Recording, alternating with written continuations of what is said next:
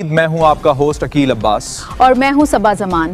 چلتے ہیں آج کی علاقائی خبروں کی جانب۔ منڈی بہاؤالدین سید شجاعت علی کے مطابق 20-22 سال کی عمر میں کمیشنڈ آفیسر بننے کے بعد سیکنڈ لیفٹیننٹ سے لیفٹیننٹ، پھر کیپٹن، پھر میجر، پھر لیفٹیننٹ کرنل، پھر بریگیڈیئر، پھر میجر جنرل اور پھر ان میں سے ایک آرمی چیف، تب جا کے کالر پر 4 ستارے لگتے ہیں، اور مگر اس میں 25 سال لگتے ہیں، اور ان 25 سالوں میں بلوچستان کے سنگلاخ پہاڑوں سے لے کر سیاچن کی یخ بستہ وادیوں تک کی ڈیوٹی شامل ہوتی ہے۔ کئی جنگیں، سینکڑوں محاذ، سینکڑوں آپریشن، سینکڑوں بار موت سے سامنا شامل ہوتا ہے۔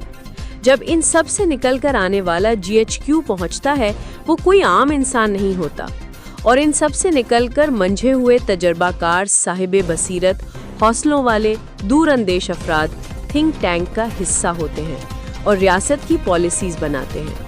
لہٰذا وقتی یا نظر آنے والی چیزوں کو بنیاد بنا کر یا سیاسی وابستگی کے واسطے فوج پر کیچڑ اچھالنا کسی طور مناسب نہیں۔ جو ایسا کرتے ہیں یا کر رہے ہیں، ان کی عقل پر ماتم ہی کیا جا سکتا ہے۔ فوج ریاست کی سالمیت و دفاع کی ضامن ہے۔